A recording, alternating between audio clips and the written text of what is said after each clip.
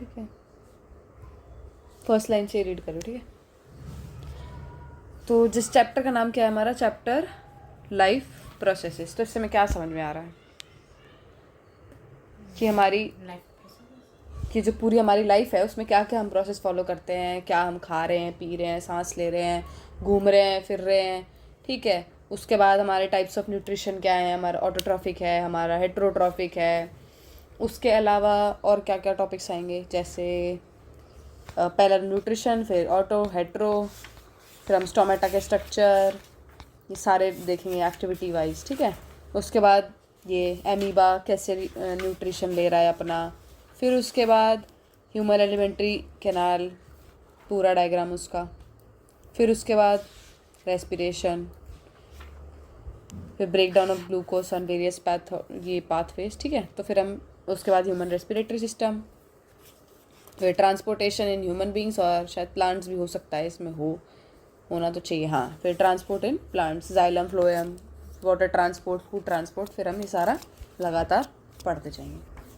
तो line to line ही पढ़ेंगे chapter, बिल्कुल स्टार्टिंग से।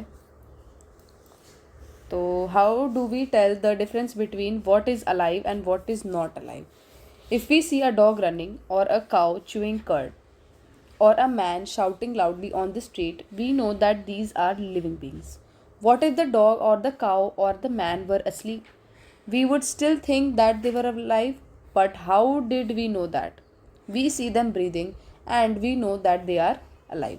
बोला इन्होंने, what about plants? How do we know that they are alive? We see them green. Some of us will say, but what about the plants that have green or colors other than green? They grow over time, so we know that they are alive. Some will say, मतलब कुछ लोग तो बोले हैं कि हाँ भाई alive है, पर कुछ लोग उसको ऐसे डेड भी घोषित कर सकते हैं। ऐसा कंपल्शन नहीं है कि आप किसी भी ग्रीन प्लांट को देख कर आप ये बोल दो कि नहीं वो डेड है या फिर अलाइव है, ठीक है। They grow over time, so we know that they are alive, some will say. In other words, we tend to think of some sort of movement, either growth related or not, as common evidence for being alive. तो अब इन्होंने बोला है, अब इन्होंने क्या बोला, but एक जो प्लांट है that is not visibly growing is still alive, and some animals can breathe without visible movement. So using visible movement as the defining character if of life is not enough. अब इन्होंने उसके बाद क्या बोला, movements over very small scale will be visible to the naked eyes movement of a molecule. जैसे इन्होंने बोला कि कोई मॉलिक्यूल है, अगर वो मूव कर रहा है तो हमें दिखाई थोड़ी देगा, नेकेड आई तो हम उसको देख ही नहीं सकते, तो हम उसको ये नहीं बोलेंगे कि वो लाइव है या फिर वो विजिबल है या फिर अनविजिबल है. अब उसके बाद क्या बोला उन्होंने, for example if this invisible molecule movement is necessary for life, if we ask this question to professional biologist they will say yes. अब इन्होंने बोला है कि अगर इस क्वेश्चन को हम किसी बायोलॉजिस्ट से पूछते हैं कि मतलब मॉलिक्यूल का चलना ज़रूरी है या नहीं, तो फिर ऑब्वियस सी बात है वो बंदा यही बोलेगा कि हाँ भाई चलना ज़रूरी है.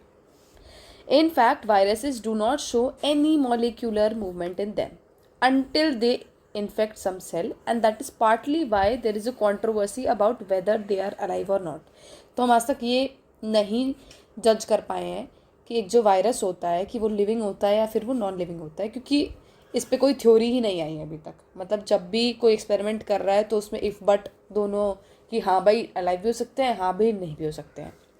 तो why are molecular movements needed for life. अब इन्होंने पूछ ही लिया. We have seen in earlier classes that living organisms are well organized structure. They can have tissues. Tissues have cell have smaller components in them. तो ये है तो हमें पता है, पहले टिश्यू होता है, फिर उसके अंदर सेल होता है, और फिर सेल में भी बहुत सारे उसके कंपोनेंट्स हैं, जैसे हमारे माइटोकॉन्ड्रिया हो गया, हमारा न्यूक्लियस हो गया, है ना, गोल्जी अपैरेटस हो गया, power house of the cell mitochondria होता है हमारा, रफ एंडोप्लाज्मिक रेटिकुलम, और फिर हमारा स्मूथ एंडोप्लाज्मिक रेटिकुलम, लाइजोसोम. तो ये हमारे सारे कंपोनेंट्स हैं. अब उसके बाद because of the effects of environment this organised order nature of living structure is very likely to keep breaking down living creatures over time. If order breaks down, the living organism will no longer be alive.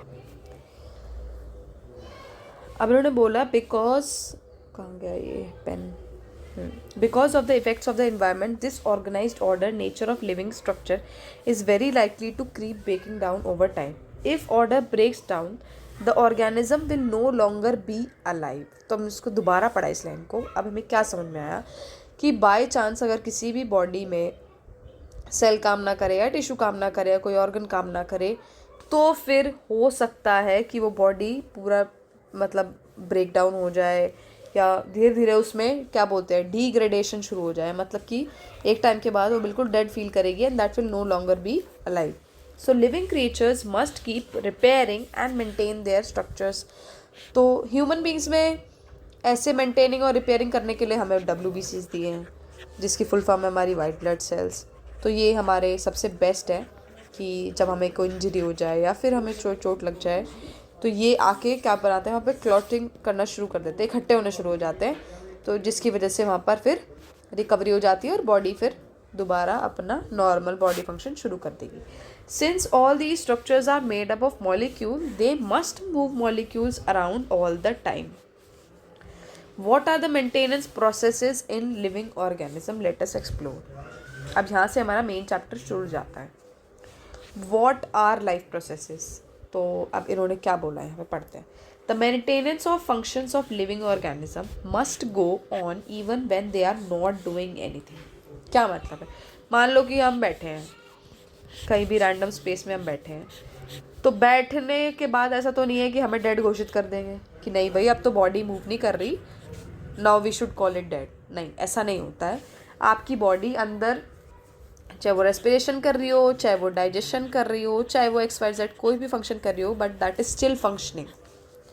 Even when we are just sitting in a class, even if we are just asleep, this maintenance job has to go on the process which together perform this maintenance of job are called life processes.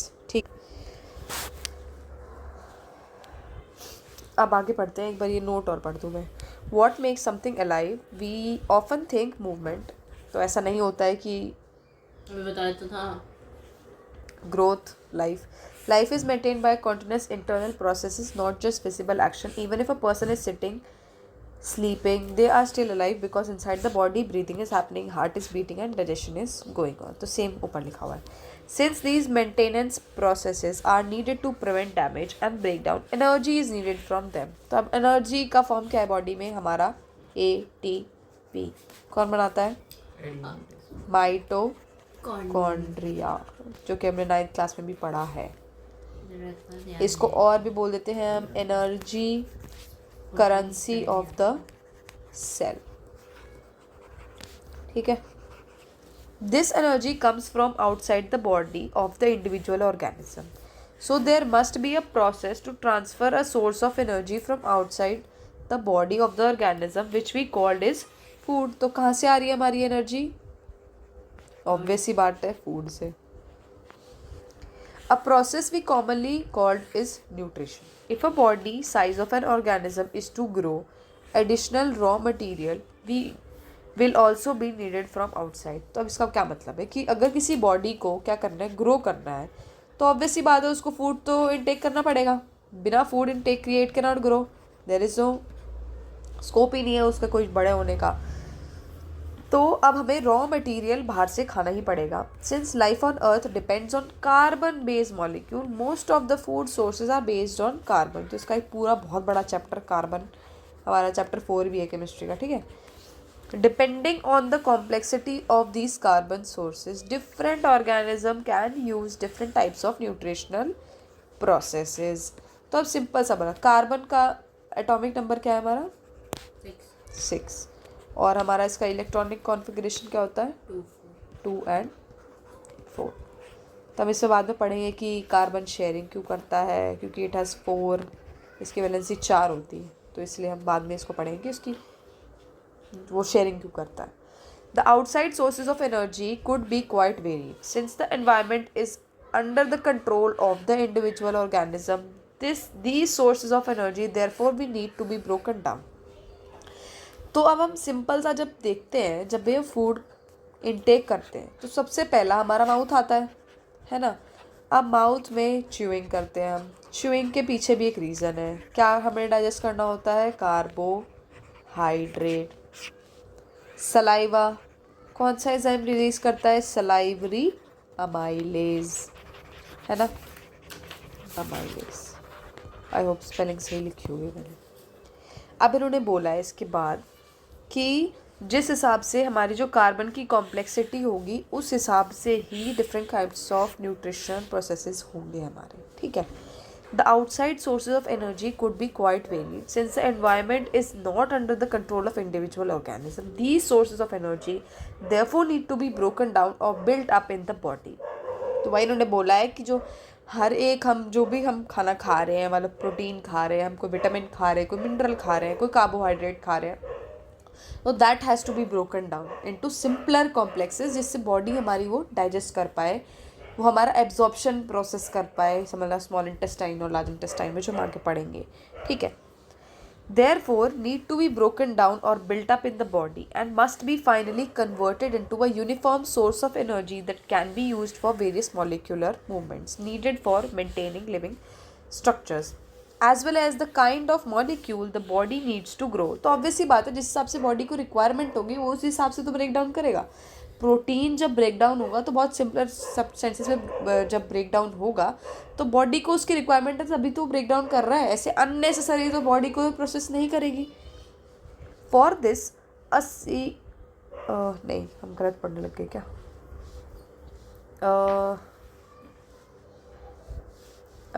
ठीक है। And must be finally converted to a uniform source of energy that can be used for various molecular movements needed for maintaining living structures as well as the kind of molecule the body needs to grow, ठीक है, यहाँ तक पढ़ लिया हमने। For this a series of chemical reaction in the body are necessary. अब chapter 1 में क्या पढ़ा, oxidation reduction reactions are the some of the most common chemical means of breakdown molecules. For this many organisms use oxygen sourced from outside the body. The process of acquiring oxygen from outside the body and to use it in the process of breakdown of the food resources for chemical need is what is called respiration. अब इन्होंने बोला कि जो हमारा oxygen हमारी body अंदर ले रही है और हम कार्बन डाइऑक्साइड रिलीज कर रहे हैं, तो जब हमने ऑक्सीडेशन और रिडक्शन पढ़ा था तो हमने यही पढ़ा था जब किसी भी रिएक्शन में ऑक्सीजन ऐड होता है तो हम उसको ऑक्सीजन बोलते हैं, और जब हाइड्रोजन रिड्यूस हो जाता है मतलब निकल जाता है किसी रिडक्शन मतलब रिएक्शन से बाहर तो हम उसको रिडक्शन बोलते हैं। तो सेम हमारा रेस्पिरेशन में भी होता है कि जब हम ऑक्सीजन बॉडी के अंदर ले रहे हैं और जब कार्बन डाइऑक्साइड हम बाहर छोड़ रहे हैं।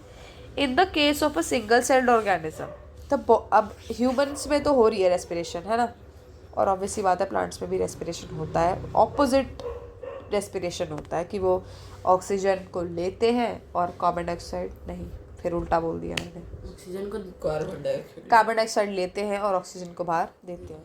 आगे पढ़ते हैं अब। सिंगल सेल ऑर्गेनिज्म में no specific organs are there for food intake. For अब सिंपल सा एग्जांपल मान लो मैंने अमीबा ले लिया, है ना, ये अमीबा है,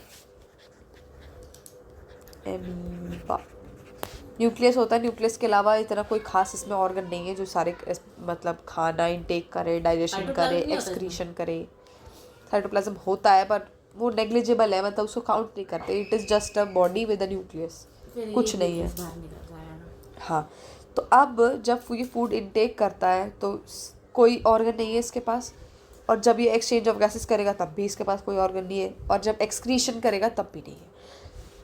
तो क्या होता है, जो इसका सरफेस है ऑर्गेनिज्म का वही एनवायरनमेंट के साथ आता है, मतलब कि जो यहाँ पर वाटर प्रेजेंट है, बाहर की तरफ जितना भी वाटर है, क्योंकि ये वाटर में ही रहता है, अमीबा ज़्यादातर वाटर में ही रहता है। ह्यूमिड कंडीशंस है, मतलब ह्यूमिड कंडीशन मतलब जहाँ पर नमी होती है वहाँ पर सर्वाइव करता है। तो जब ये एनवायरनमेंट के साथ कॉन्टैक्ट में आता है तभी ये अपने सारे प्रोसेस कंप्लीट कर लेता है without any help of organ, no organ. But what happens when a body size of an organism increases and the body size become more complex? तो क्या बोला इन्होंने, अब ये इनडायरेक्टली बोल रहे हैं कि जब एक मल्टी सेल्यूलर बॉडी बन चुकी है तो क्या होता है, तो भी क्या एनवायरनमेंट से डायरेक्ट कांटेक्ट होने के बाद प्रोसेसेस हो रहे हैं, ऑब्वियसली नहीं हो रहे हैं। वी आर ह्यूमन बींग्स, हम खाना खाते हैं, कोई ऐसा डायरेक्ट कांटेक्ट नहीं है हमारा इन्वायरमेंट के साथ, तो हमारे क्या, हमारे सेल्स काम कर रहे हैं, है ना, हमारे ऑर्गन्स काम कर रहे हैं, सेम हमारे टिश्यू काम कर रहे हैं, we have blood cells, they are also working. तो all the cells may not be in direct contact with the surrounding environment, the simple diffusion will not meet the requirements of all the cells। तो ने बोला कि जो हमारा simple diffusion का क्या मतलब है कि हायर कॉन्सेंट्रेशन से हमारा जो काम, जो हमारी गैसेस हैं या फिर जो हमारा कोई भी सब्सटेंस है वो लोअर कॉन्सेंट्रेशन की तरफ चला जाए, है ना। सिंपल डिफ्यूजन का ये मतलब है यहाँ पे। पर तो क्या ह्यूमन बॉडीज़ में ऐसे हो रहा है? सेम प्रोसेस तो नहीं हो रहा कि हमने फूड खाया, अच्छा हायर कॉन्सेंट्रेशन में था माउथ में और फिर लो होते होते स्टमक में चला गया। तो ऐसा ब्लंडर्स कभी नहीं होते हैं और ना ही कभी होंगे। We have seen previously how in multicellular organism various body parts have specialized in their function। तो हर एक बॉडी पार्ट को एक स्पेशल फंक्शन दिया गया है परफॉर्म करने के लिए, कि माउथ को च्यूइंग करनी है, हमारा जो ईसोफेगस है उसको पेरिस्टालसिस मूवमेंट करके खाने को नीचे लेके जाना है, स्टमक है उसमें कुछ और डाइजेशन होगी, स्मॉल इंटेस्टाइन कुछ और काम करेगा, लार्ज इंटेस्टाइन कुछ और काम करेगा, पैनक्रियाज हमारा सेक्रेट करेगा एंजाइम्स। तो सबके अलग अलग ऑर्गन्स हमें दिए गए हैं काम करने के लिए। We are familiar with the idea of these specialized tissue and their organization in the body of an organism. It is therefore not surprising that the uptake of food and the oxygen will also be the function of specialized tissues. However, this poses a problem. क्या problem है? Since the food and oxygen are now taken up at one place in the body of the organism, मतलब कि जो हमारा food और जो हमारा oxygen है उसका एक ही पाथ है to go inside the body, while all parts of the body need them, this situation creates a need for the transportation system for the carrying of food and oxygen from one place to another in the body। तो हमें बोला है कि जैसे हमारा mouth है, mouth से जब ऑक्सीजन नोज नॉस्ट्रिल्स और हमारा माउथ कनेक्टेड होता है थ्रोट पे, ठीक है, तो ऑक्सीजन भी वहीं से ट्रैवल कर रही है और हमारा फूड भी वहीं से ट्रैवल कर रहा है। तो वो किस हिसाब से कहाँ पर कौन जाएगा, कितना ट्रैवल करना है, किसका पैसेज क्या है, कौन ब्लड के पास जाएगा, कौन स्टमक के पास जाएगा, कौन पेरिस्टालसिस फॉलो करेगा। गैसेस तो पेरिस्टालसिस मूवमेंट फॉलो नहीं करती।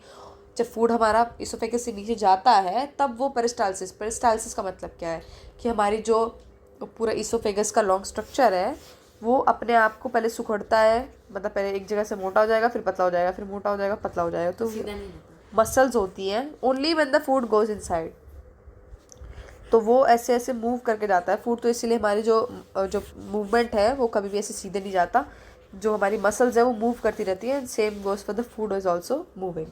When chemical reaction use the carbon source of the oxygen for energy generation, they create byproduct. They are not only useless for the cell of the body but could even be harmful।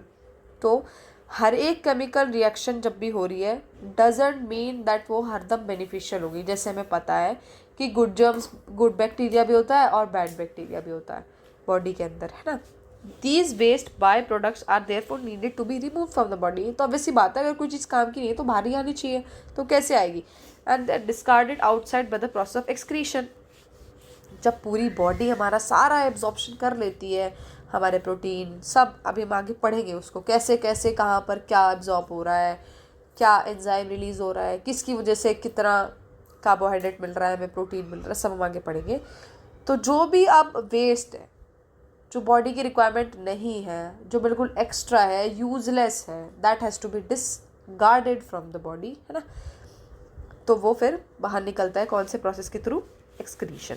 Again, if the basic rules of the body design in multicellular organism are followed, a specialized tissue for excretion will be developed, which means that the transportation system will lead a transport waste away from the cells to this excretory